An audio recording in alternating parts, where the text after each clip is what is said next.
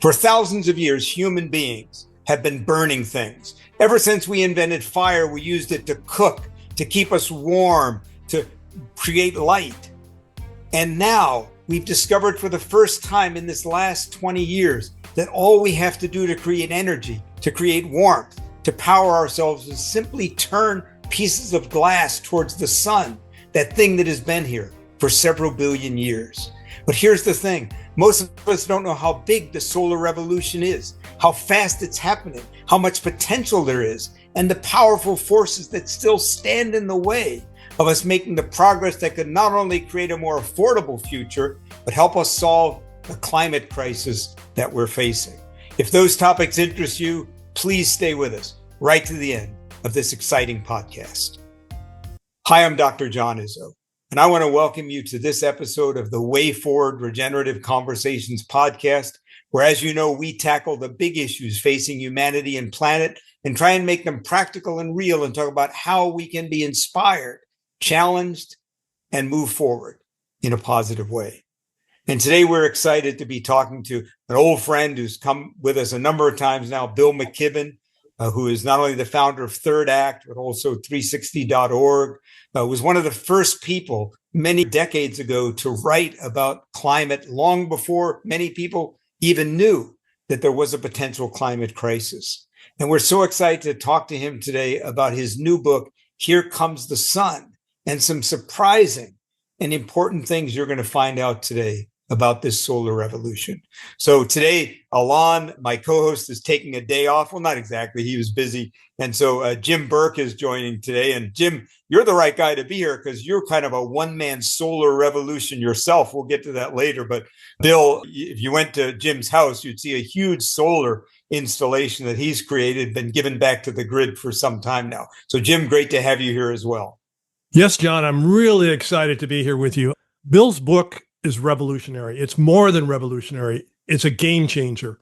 I finally realized all this work I've been putting into doing solar and to doing resiliency centers and net zero centers all has a place to go. The book really validates what I believe.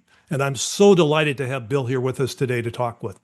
And Bill, just a moment, I get you in, but folks, just to remind you how important it is, just this week, you don't have to search the archives to see how important the climate crisis is. Just this week, an article about how the Amazon is quickly becoming like the African savanna, and no one even knows what happens to humanity or to the biosphere if that happens. The coral reefs dying at exponential rates, faster than we ever imagined. So even just this week, more headlines that remind us we've got to do something about the climate crisis. So Bill, welcome in. And Bill, we want to start with you've written so many books and done so much great work.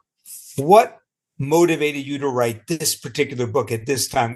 How did you get on fire, pun intended, for this book, Here Comes the Sun? And great to have you again. Well, it's great to be with you, John, and great to be with you, Jim, and with everybody else. Look, my deepest roots, before I was an activist and a book author, I was a newspaper guy, and I like a scoop. And I pretty much knew that no one had quite put together just how fast this revolution was coming. In fact, when there was an excerpt of this book in the New Yorker this summer, the thing I kept hearing from people, many of them climate and energy experts, was I had no idea. I did not know that this was happening at this pace. And I wanted to get that across because we've called energy from the sun and the wind alternative energy for 40 years. And that's kind of the file folder. We've put it in our minds. And that's just not right anymore. It's now the most obvious, most common sense, most straightforward way to power the future. That's why 95% of new electric generation around the world last year came from the sun and the wind and batteries. Yeah, and let's pause on that for just a moment. 95% of the new energy that is coming on board is coming from this source. So, Bill, let's start at the headline level. What most surprised you even when you did this research, that the headline that you think everyone ought to go, wow, that's surprising? I'll give you a number that really blew me away. The solar cell was invented, and we can go back to this, in 1954 in Edison, New Jersey at Bell Labs. It took from 1954 to 2022 to get the first terawatt of solar power installed. The second one took from 2022 to 2024. The third one will be done sometime later this year. The incredible acceleration as you hit the steep part of an S curve is not something everybody gets to see in their lifetime, but we are getting to watch it here with this. And it's mighty impressive. The planet is getting a third more energy from the sun this autumn than we were last autumn. So a third more energy from the sun this autumn than last autumn. And, we're going back to this alternative energy piece because it's really important. Well, let's go there right away because I think it's important. One of the things that struck me in the book was you said this word alternative energy about things like wind and solar is part of the problem because alternative energy, as you hinted in the book, means fringe, marginal, not that important, experimental. And I love you use an analogy in the book about Whole Foods and Costco. Oh, yeah, exactly. Talk about why this isn't alternative energy anymore and why that's so important.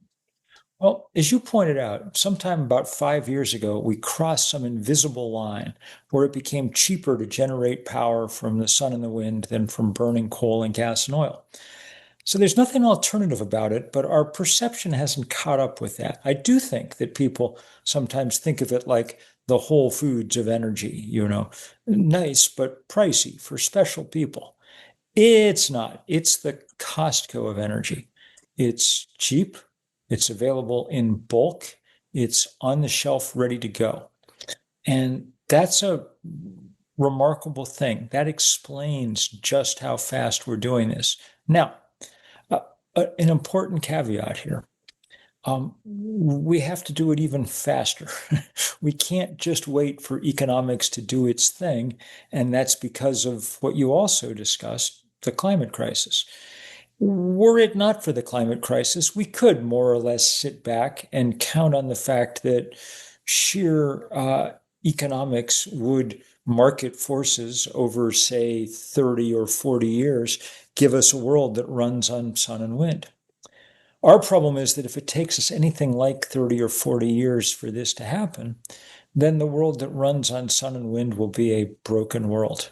You talked about the Amazon and the coral reefs, and we could have in the same breath talked about the way the jet stream is now altering its course, the way that the great ocean currents of the Atlantic, like the Gulf Stream, are flickering and faltering as meltwater pours off of Greenland and the Arctic. These are not just problems. These are cracks in the most basic fundamental superstructure undergirding our civilizations. So we've got very, very little time.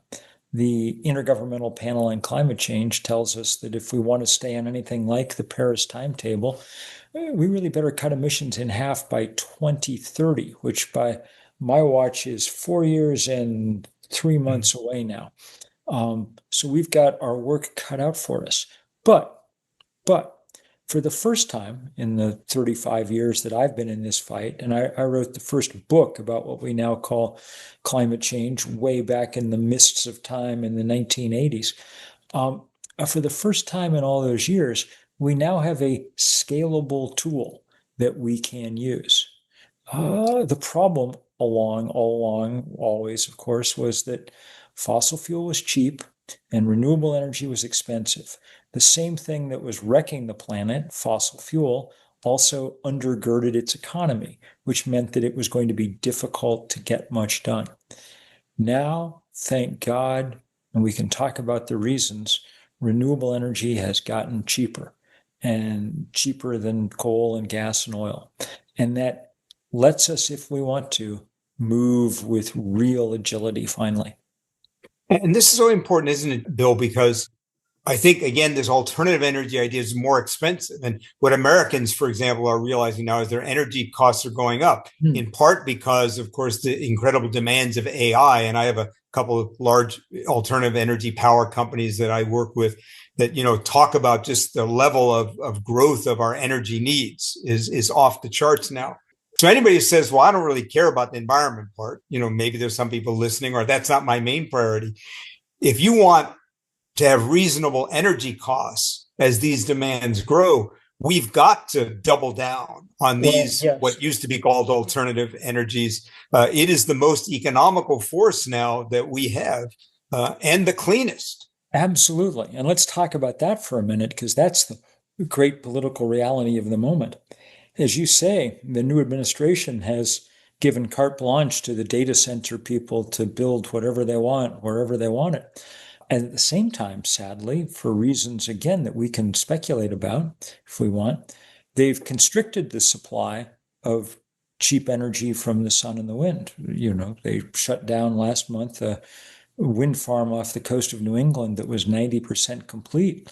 Last week, they closed down plans for what would have been the biggest solar farm in the U.S. In Nevada, of installation that would have produced enough power for 2 million homes. Look, there's only 140 million homes in the entire country. That would have been more than 1% of all the homes in the country. So if you increase demand and constrict supply, you need not be a Nobel Prize economist to figure out what's going to happen. Prices are going to go up. And the only way out of that is to start building clean energy. That's what every other country on earth right now is busily trying to do. Well, Bill, one of the things Washington State's doing, I'm from Washington State, we have the Climate Commitment Act. And so it's a cap and trade. I don't know if you're familiar with it, but we have about $3 billion sitting in a kitty that we're actually trying to spend and doing projects, doing with the nonprofits, towns and cities, other businesses. And so I think that's a model for other places. I think we have to look for, since we don't have the federal dollars anymore, we have to look for local funds. And how can local places like Washington State and others fund those projects that we critically need to do? Any thoughts about that? Well, that's a very good one, and I'm very glad that Washington was able to defend that law at the polls last year, and we need many other places doing the same thing. This happens at all levels. State and local governments can do a lot just to make it much, much easier to put up solar power and batteries and things. It costs a homeowner in this country 3 times as much to put solar on their roof as it does someone in the EU or Australia. And the reason for that is lots of bureaucracy. There's 15,000 municipalities in America. Each has their own building code. They'd like to each send their team of inspectors up to look at your roof. Thank you, please. And that's not how it happens anywhere else. Anywhere else, you just pick up the phone on Monday morning and order some solar for your roof, and by Friday it's up there, charging away. We need to get there, and if we do, then, well, Australia has 40% of its homes with solar panels on the roof compared to 4 or 5% in this country. That's why. Happily, we have some solutions. National Renewable Energy Lab in Golden, Colorado, a couple of years ago produced this thing they call the Solar App Plus that allows for instant permitting of these projects. A contractor just taps in the address he's going to and the equipment he wants to install. And if the computer thinks that that's going to work, then he gives him an instant permit and he's up on the roof and it's working like it is elsewhere in the world. California and Maryland have now mandated that. And I think New Jersey is next in line, but we need everybody doing the same thing. Well, let's talk about other barriers. One of the things that makes solar attractive was net metering. And it was a 1-to-1. So if you produced an extra kilowatt hour, you get it back. But what happened is that places like California put a lot of solar in. So all of a sudden you have more solar than they can possibly use. I'll give you an example, a very interesting example. I was talking to the power manager for Tacoma Power, and they have a lot of hydropower. So they use a lot of that. But there's times during the day that they buy solar power from California for almost nothing and sell their hydropower to somebody else. So we're not managing the grid very well. So those are growing pains, but they're quickly being worked out. And the way that you work them out is this magic new invention called batteries. And we're getting good all of a sudden at building big, cheap batteries, even at the scale of grid. So in California now, the biggest source of supply to the grid at night when the sun goes down for the next few hours are big batteries that have been soaking up excess sunshine all afternoon. Those didn't even exist 3 years ago. But an even more remarkable invention, I think, is what we're calling virtual power plants. The hooked together batteries of thousands upon thousands upon thousands of residences across the state that allow utilities to deal with peak power demands without building new plants at all. I live in Vermont. Literally, our biggest power plant is this virtual power plant composed of the thousands of batteries in Vermonters' basements that Green Mountain Power, our utility, can, with people's permission, chain together when the time comes that they really need energy. This will get easier and easier as time goes on. The day comes that we convert every car in America to an EV, which rapidly is happening in lots of other countries around the world. The batteries of those EVs will have enough power in them to supply the United States for 2 days just from the batteries of those cars. So the prospects here are amazing as long as we stick with it, build stuff out, do it fast. The climate crisis should be reason enough to do that, but if it's not, the economic loss that we're going to suffer as China, our peer competitor, develops huge amounts of clean energy and we go back to subsidizing coal should be enough to convince almost anyone. Yeah, I want to go there for a minute. This is really, I want to come back to this democratization of power issue, but let's talk about China because it's so important and the economic consequences. As you point out in your book, unknown again to most people in the United States, is that China is the alternative energy superpower in the world. Give us some stats on the percentage of the technologies and panels that they're creating in China, but also in your book, the fascinating level at which they are moving to alternative and solar power, and what this means for the United States and other countries that are being left behind. So talk about that. Maybe a lot of things we don't like about China, but talk about that because it's really unknown to most Americans. I will, and as I do, bear in mind, because it will make you angry in a way that you should, I think, remember that these technologies were invented here. First solar cell, 1954, Bell Labs, Edison, New Jersey. First commercial wind turbine, south of me, 30 miles in Vermont, on the spine of the Green Mountains in 1943. Invented here, but now owned by China. The Chinese are putting up about 65 or 70% of all the clean energy in the world. The pace is astonishing. In May, the Chinese were building 3 gigawatts of solar power a day. Gigawatts, the rough equivalent of a largish coal-fired power plant. They were building one of those out of solar panels every 8 hours. And with it, they're figuring out how to build and then export all the stuff that uses that clean electricity. You and I are used to thinking about Detroit as the center of the automotive world, but that is not true anymore. The last couple of years, it's now 2 or 3 cities with hard to pronounce names in the middle of China that are producing the best and the cheapest cars in the world. For 10 grand, you can get a very good car. For 30 grand, you can get a car you wouldn't believe. And not only are the Chinese buying them, more than half the cars sold in China last month came with the plug hanging out the back. They're selling them everywhere else around the developing world. The car of the world is no longer a Ford or a Chevy. It comes from a company called BYD, which stands for Build Your Dreams, a Chinese car manufacturer whose new campus in China is supposedly bigger than the island of Manhattan. The scale of all of this is just behemoth. And so the Biden administration tried to start catching up with this. That's what the Inflation Reduction Act was about, an effort to inject some money into America to build the factories and things that would at least get us back in the game. But of course, that's now been repealed. I mean, I think when American historians talk about the first 9 months of this administration, they'll probably be looking for the kind of signs of creeping authoritarianism that people suspect. But when world historians talk about it, it'll be about the passage of technological and economic primacy from the US to China.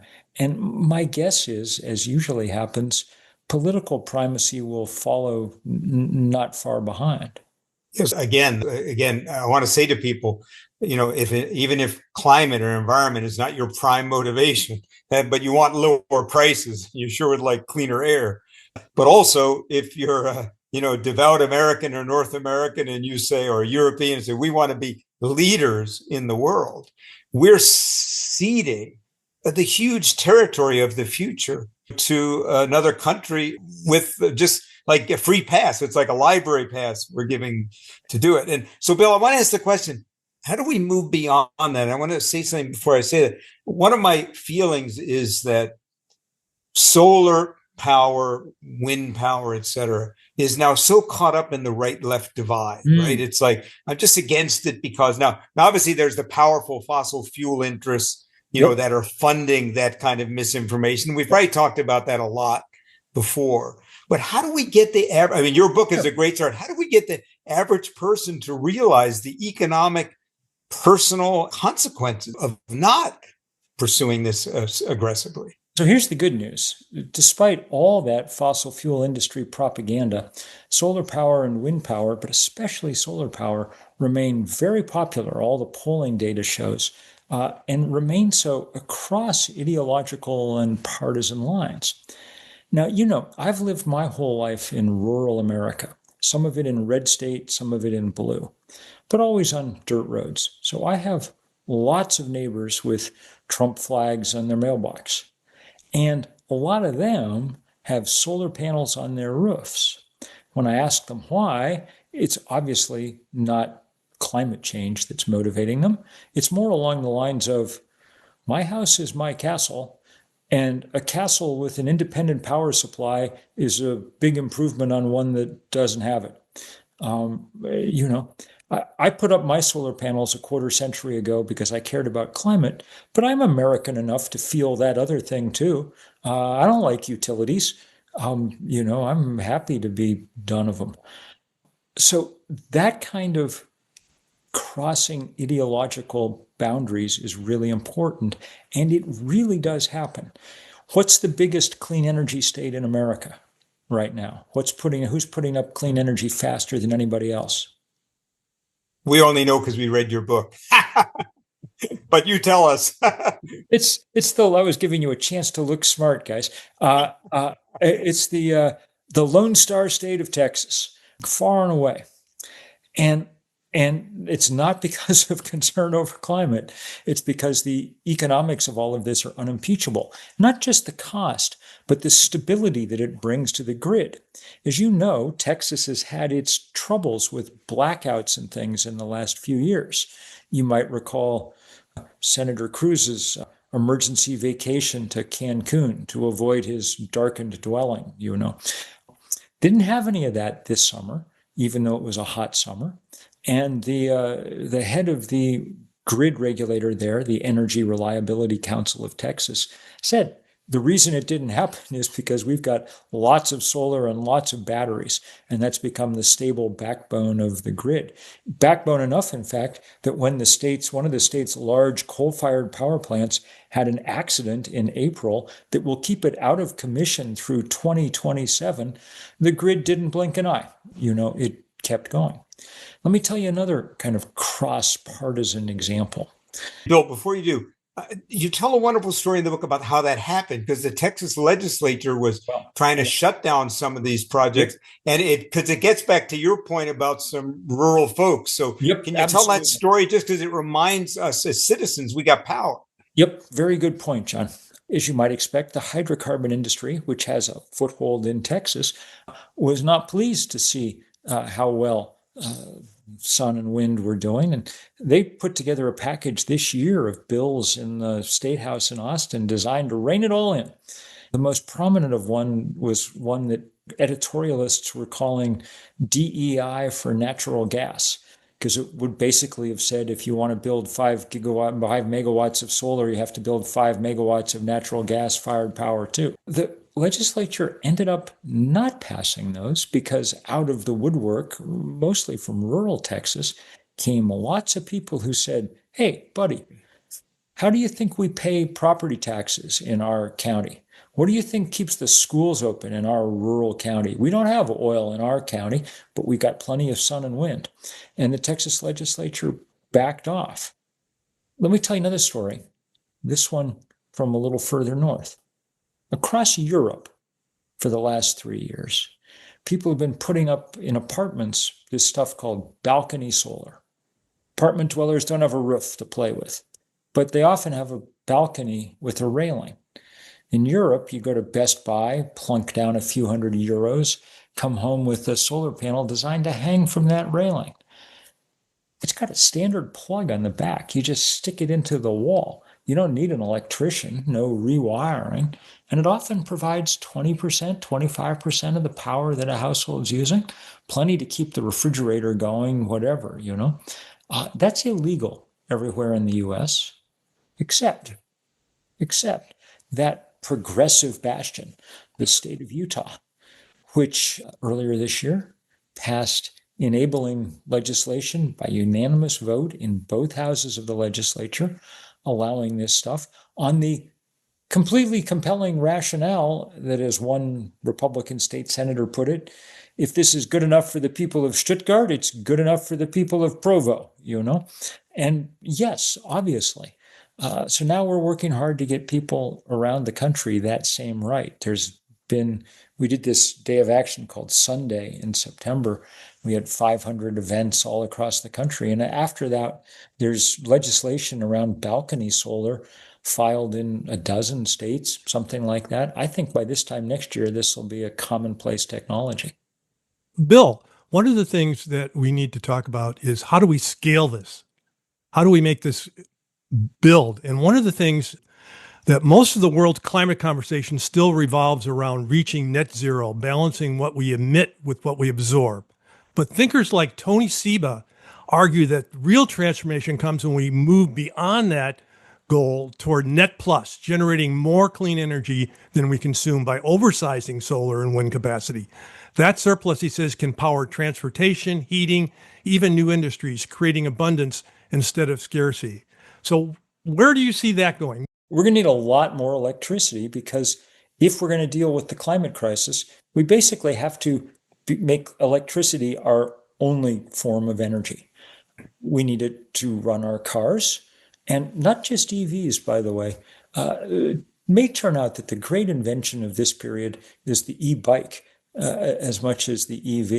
These things are magic. I mean, a bike was pretty good technology to begin with, but now you've got a bicycle that has no hills. That's almost black magic, And it takes about pennies worth of electricity to run the thing 5 miles. I mean, come on, it's as good as it gets. We need to replace the furnace in people's basements with an electric heat pump. Quieter, more efficient, much more efficient. Both heats and cools the air. We need to replace the open campfire in your kitchen with an induction cooktop. I'm the cook in my family. I've been using my induction cooktop for a decade. I got it for $50 or $60 from Amazon. I can't tell you how it works, magnets, but it boils water twice as fast as the gas stove that I used to have. And not only that, I've got a grandchild. A home with gas fire in the kitchen is twice as likely to produce asthma in a kid as one without, which, if you think about it, makes sense. You've got an open campfire in the middle of your kitchen. So the possibilities here for rapid shift to electricity without real sacrifice to anyone. In fact, these things, as I've been saying, are better than the stuff we had before. Do either of you guys have an EV yet? I'm on my 5th. Yeah, you're going to go back to an internal combustion Never car again. soon? Yeah. Never. I mean, it's like, it's quiet.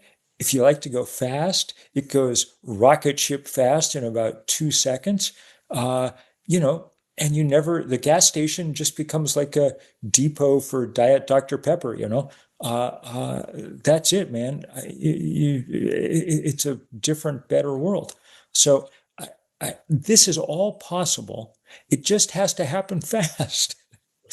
Because if it doesn't, then it's kind of moot, we'll all be driving our EVs through the floods, I hope you're enjoying this conversation with Bill McKibben as much as we are, and we'll get back to it in just a moment. But I wanted to pause to tell you about an exciting opportunity on December 2nd, where we'll be having our first podcast live event at 8 a.m. Pacific time and 11 Eastern on the 2nd of December. With this theme, the climate crossroads, why haven't we made more progress? And how can we now? And we're having 3 exciting guests for that live podcast that you can participate in. Bill McKibben, who you're listening to today, the founder of Third Act and 350.org. Brian McLaren, the author of Life After Doom. And Dr. Rupert Reeve, founder of both Extinction Rebellion and the Climate Majority from the United Kingdom. You're going to hear a lively dialogue where everyone won't agree all the time on why are we stuck and how can we make progress going forward. Now, if you want to register for this event, which we hope you will, you can do so in the show notes on Apple or YouTube. You can do it by going to our Sutra site, which you also see in the show notes, or you can go to wayforwardpodcast.com and find a link there. But we so hope you will join us on December 2nd. This will be the first time you'll get to interact with us live and even ask questions. So remember, December 2nd, Climate Crossroads. Why haven't we made progress and how can we now? Please register and join us. And of course, subscribe to this channel on whatever channel you're watching. It helps you and it helps us. Now back to our podcast. So what I want to emphasize for people who are watching this today, because the concept of Net Plus, they're not familiar with it. So when you go to your installer, you're having it put in there. So they look at your energy bill and they say, okay, here's what you need. Recently I did a project. The Mountaineers is the biggest outdoor organization in the Northwest. Oh, yeah. They have program centers. So we have a program center in Tacoma. And so we made it Net Plus. So we put on 30 kW worth of solar. We produce twice as much power than we use. Yep. And it goes back to the town. Yep. And they can sell it. And then we have batteries, and then they can tap into the batteries when they need it. So when you think about sizing your solar, you want to think about sizing it actually for the winter months, not for the summer months. What do they say at McDonald's? Supersize that? Yes, absolutely. Absolutely, man. This is because once the guy's up there on the roof, the expense is not the panels. They're really not very expensive at all. The expense is the scaffolding. It's the guy who's up there on your roof putting them up, So absolutely, when they're there, build them out. I've not only got them all over my roof, I've got 2 metal stocks out in the yard with more panels hanging off those. Well, I initially went on my south roof. Now I have it on my west roof, my east roof, and I put a ground mount in my garden. There you go. And I'm hearing it lately that people it's so cheap, they're considering putting on north roofs. So here's what's happening apparently in Europe now. It's cheap enough that people in need of fencing are just using solar panels because it's no more expensive than getting timber, pressure treated, whatever you're going to use for a fence. This is no more expensive, and you might as well because your timber fence isn't going to make you any electricity, along the way. This is what the new world looks like if we can wrap our minds around it. And it does take some wrapping your minds around. So one of the problems here is that people get freaked out. It's going to take space. We're going to have to, cover up our agricultural land with solar panels. Not really. I mean, think about how much agricultural land we're using for energy right now. Our biggest crop in this country is corn. It covers 60 million acres of America. 30 million acres of that is corn that we're growing to turn into gasoline, ethanol. That 30 million acres produces 3% of America's total energy. Now, if you covered that 30 million acres in solar panels, you'd produce pretty close to 100% of the energy that America uses now. That's not how we want to do it, because Indiana's a nice place. We don't need to just carpet it stem to stern in solar panels. But once you get out in those fields, you really start to sense this possibility. I was in Illinois last summer, and there was a farmer there, and he's converting part of his cornfield to solar panels. He says, here's an acre. It's in ethanol, corn for ethanol. In a year, it produces enough ethanol to drive my Ford F-150 25,000 miles. Here's an acre next to it that I'm putting into solar panels. It'll produce enough electrons to drive my Ford F-150 Lightning, the EV version of the exact same truck, not 25,000 miles, but 700,000 miles. That's the efficiency we're talking about here. And then he said, also, you don't have to pour nitrogen and phosphorus on solar panels to make them work, which wash down the Mississippi into the Gulf of Mexico and create a huge dead zone. And you don't have to strafe them with herbicides and pesticides. In fact, he said, I've put up all these solar panels, and now I've got half my field left to work with because there's big rows in between the solar panels. This is the blank sheet of paper on which humans are inventing an entirely new thing, which we're calling by the clunky name of agrovoltaics, but it just means figuring out how to use the land in between solar panels. Remember, on an overheating planet, shade is a pretty useful crop too. It turns out there's lots of plants that would rather grow in some shade.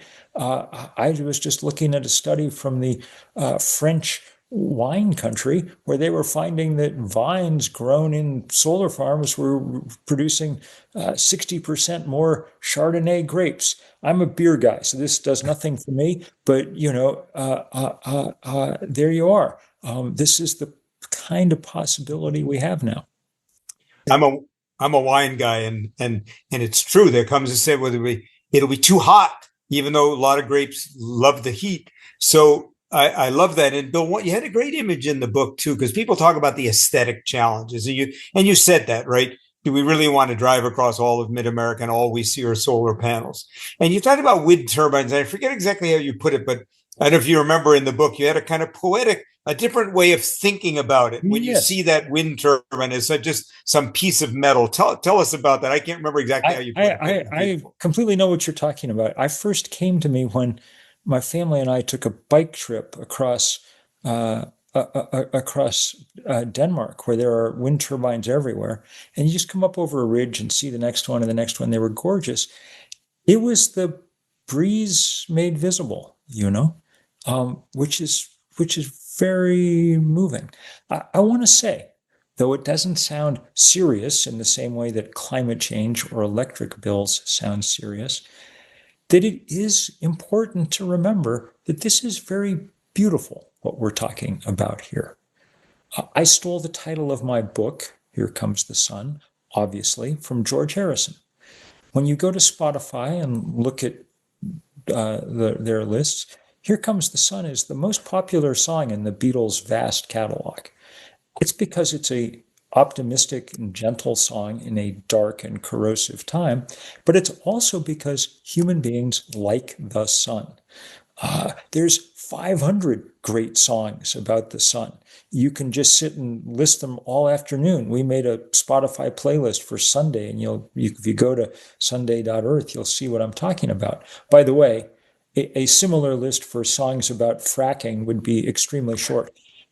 People's affection for the most charismatic object in our corner of the universe is important here. I was just in the Vatican, where the new American Pope was having a meeting with a bunch of us to talk about the 10th anniversary of his predecessor, Pope Francis's amazing encyclical on global warming, Laudato Si. And he was making it very clear that he was going to go forward with all that work. In fact, by year's end, the Vatican should be the first fully solar-powered nation in the world. They're building a big solar farm outside Rome that's coming online soon. But he made it clear that one of the reasons was the beauty of this, the beauty for poor people in the world, the beauty for the rest of creation. One of our mantras, I think, is going to be energy from heaven, not from hell. I love that, Bill, because there's a poetry to this. I feel that sometimes I live in Southern California half of the year, and there's a big wind turbine installation just outside of where I live. And when I drive by it, I see that poetry. They're just silently in synergy with the earth, right? Not fighting it. It's just collecting what the earth is already giving. And I think that we need some poetry around this, not just the science, so people see the beauty of this way of creating power being in synergy with the rest of life. Could not agree more. If you think about it for a minute, the earth is literally awash in sunlight and wind every day, everywhere. When it's, at the northern latitudes, when the sun is low in the sky, that's when the wind tends to be highest, so we just have some of each. What a sin to waste all that stuff every day instead of collecting some small part of it and putting it to good use. And also think about the world where we have real access to an abundance of cheap energy. Think about the things that start happening. I was talking about the little startup company in the book in Oakland, California, where two young entrepreneurs were making magnesium, structural metal that you can use for anything. But they were distilling it from seawater, because seawater is pretty high in magnesium, and they were doing it with the very low-cost California midday electricity that Jim was talking about. They were making metal that you can build anything you want with out of sunlight and seawater. That's the kind of world that's possible if we get beyond the kind of heavily controlled, monopolistic, plutocratic world that we live in now. And if you think about that for a minute, you also get another vision. Think about, you guys both have a few years on you like me. Think about what the history of the last 100 years would have been like on planet Earth if oil had been of trivial value in that period. Think of how many wars we would have avoided, and coups and assassination attempts and terrorist plots. Humans are good at starting wars, but they're going to have to work to figure out how to fight one over sunshine. Let's hope we don't figure it out. Jim, over to you. Well, one of the things, Bill, we've talked about the economic component of that. One of the other crises we have right now is a crisis in democracy. I agree. How can evolution of solar, the adoption of solar, how can that help us with our democracy? If you depend on an important resource that's only available in a few places, then the people who control those few places get more money and power than they deserve or can wisely use. And, you can just start listing names. John D. Rockefeller was the first plutocrat because he was the first guy to figure this out, and he built the greatest fortune on earth. But now we've got people like Vladimir Putin. What's he doing with his, John McCain once described Russia as a gas station with nukes, What is he doing with his winnings? He's launched a land war in Europe in the 21st century. He's sending drones to test the defenses of Poland. Anybody who lived through the 20th century has got to be like a little freaked out by that. We've got the king of Saudi Arabia. What does he do? He cuts off the head of journalists that he doesn't like, It doesn't improve my mood to be basically writing a check to the king of Saudi Arabia every few months for the next supply of oil, I'd much rather pay it to my neighbors. Look, tiny Vermont, where I now live, spends $2 billion a year buying fossil fuel. We don't have oil wells in Vermont, thank heaven. We've got maple syrup. That's all we got. But that $2 billion, if it was staying at home to pay my neighbors for putting up solar panels and wind turbines. That's a much better deal. And that's double, triple, quadruple for the really poor countries in the world. When they go into, balance of payments deficit, when they're having trouble with huge debt burden, a huge part of that is because 80% of the world lives in countries that have to import fossil fuel. We have a kind of different view in America because we're the biggest exporter of it. But if you have to import fossil fuel, that's a curse. And happily, in the developing world, which has been royally screwed over by climate change. We put the carbon in the air. They're paying an even stiffer price than we are. Happily, solar power works better when you get closer to the equator. So that'll rebalance the books just a tiny bit anyway. So one of the things, we had a podcast with Dr. Rupert Reed recently, and he made the point that we're past mitigation. We've hit the 1.5 figure, and we have to incorporate adaptation also. How does solar really play a role in adaptation? Well, if we're someday going to be trying to suck significant amounts of carbon out of the air, the only way to power that makes sense, obviously, is to use renewable energy to do it. We don't want that to be its first task. Its first task is displacing carbon-rich energy before we put any more CO2 into the air, okay? But even in a difficult world that we're going to inhabit with more storms, more floods, more fires, a renewable energy infrastructure is endlessly more resilient than the one we have now. I'll tell you where we're starting to realize this. It's by watching the Russia-Ukraine war. So first, think about the vulnerabilities of fossil fuel. Ukraine's war strategy in recent months has basically been to send drones to attack Russian refineries. And they've blown up a bunch of them. And there's now miles-long gas lines across much of Russia. They're having trouble supplying even the fuel to keep their military going. This stuff's super vulnerable. Russia's been attacking power plants in Ukraine, and when they take down coal or gas-fired power plants, they're often rebuilt with solar or wind because, as I quoted one Ukrainian energy executive in the book, when they take out one of my gas-fired power plants, it takes me 7 months to get it back up and running.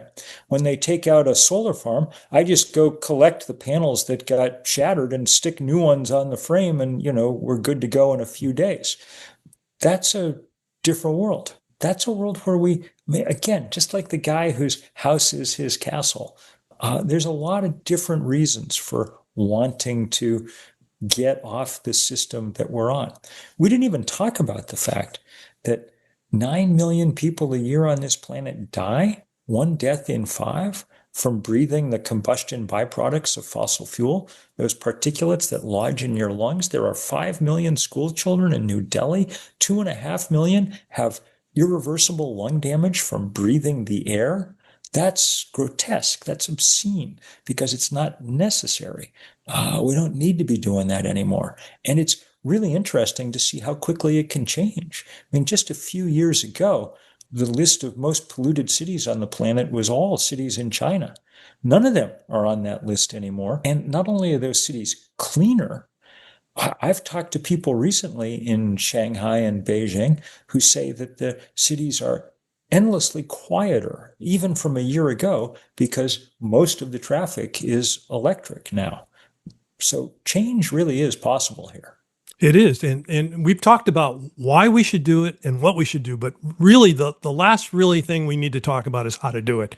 And when I say how to do it, I'm not talking at the federal level. I'm not even talking state level. How do we do it at the local level? How do the people in Third Act, how do the people in Elders Action Network, how do we go out and make this transition right now? What do we need to do, each of us locally? Well, look, there's no substitute for getting together and organizing. That's why we set up things like Third Act, which, if there's anybody listening who's crossed the barrier and is 60 years or older, you're welcome to join us at Third Act. There's about 100,000 of us across the country working to protect climate and democracy. You go lobby.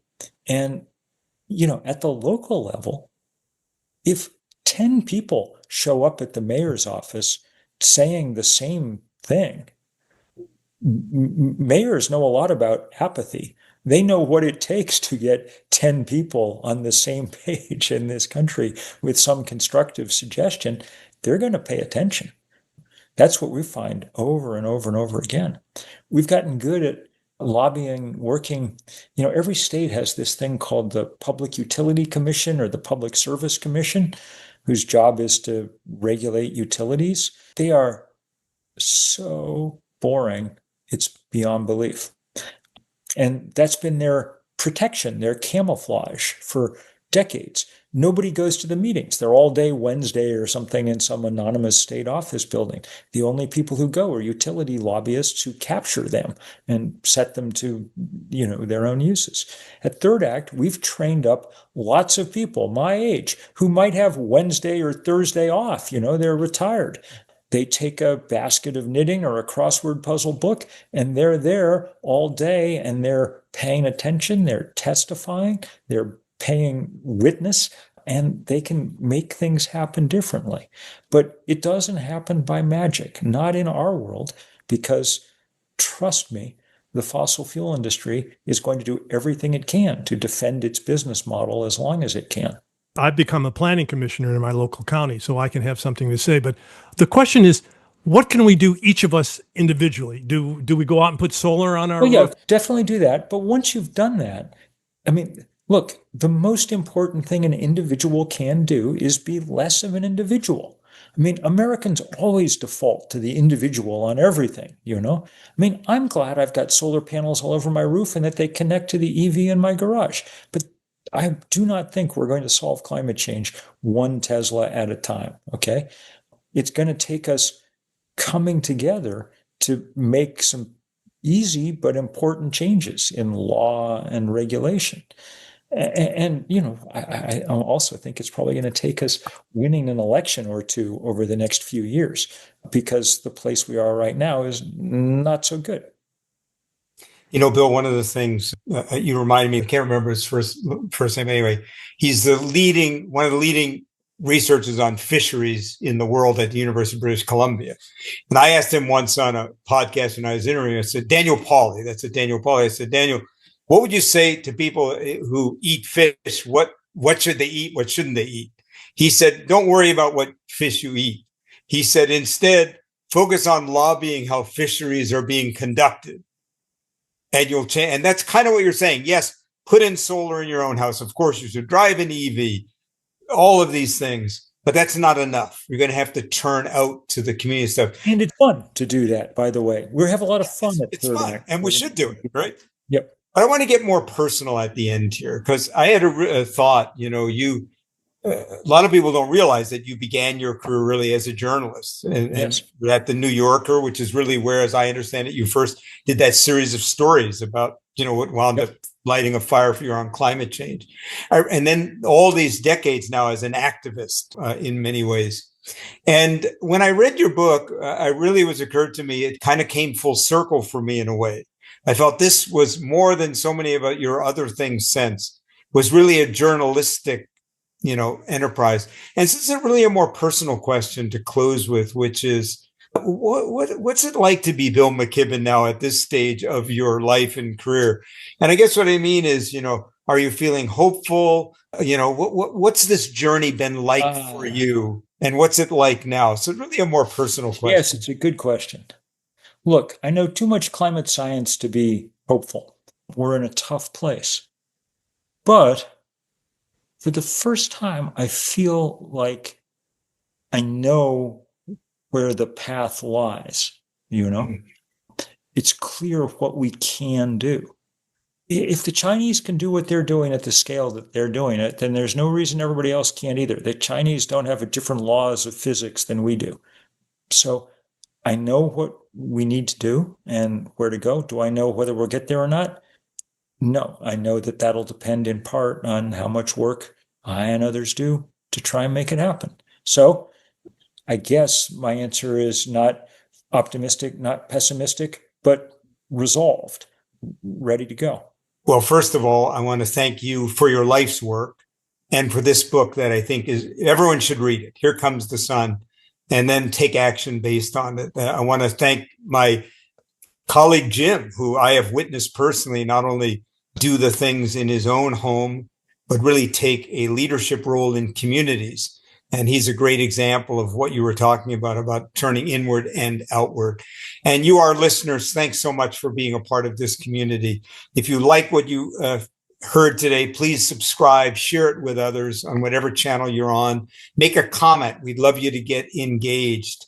And, we always say in this podcast at the end of every episode, and we repeat it because it's so important, history is not a destination waiting for us to arrive. It's not been predestined. What we will one day call history is going to be what we do today. And I think what Bill has pointed out is all over the world, people are doing these small things, both in their own lives and in their community lives, that ultimately are going to create what we're one day going to call history.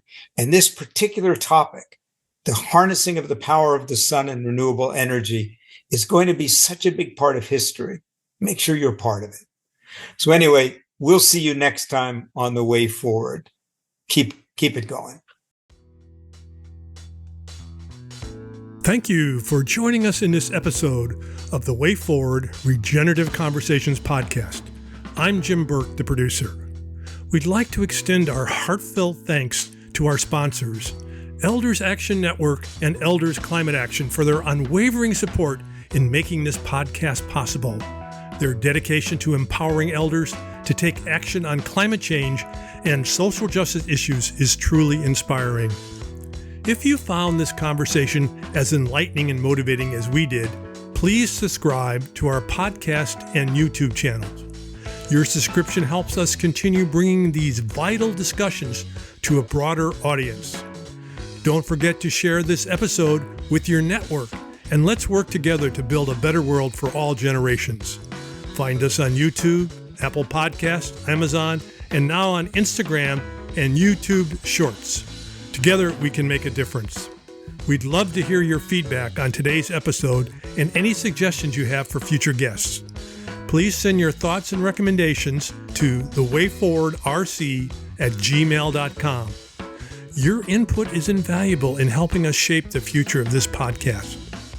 To learn more about our sponsors and get involved, visit Elders Action Network at eldersaction.org and Elders Climate Action at eldersclimateaction.org. Thank you for being part of the Way Forward community.